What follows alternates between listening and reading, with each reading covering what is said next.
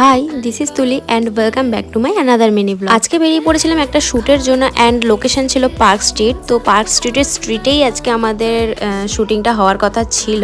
And আজকের শ্যুটের theme ছিল একটু ফিউশন টাইপের, তাই জন্য এরম করে আমি লুকটা ক্রিয়েট করেছিলাম। শাড়িটাকে ধুতি টাইপ ড্র্যাপ করে উইথ একটা টপকে ব্লাউজ বানিয়ে অ্যান্ড তার সাথে জ্যাকেটটাকে ওভারলেপ করে এই লুকটা আমি কমপ্লিট করেছিলাম।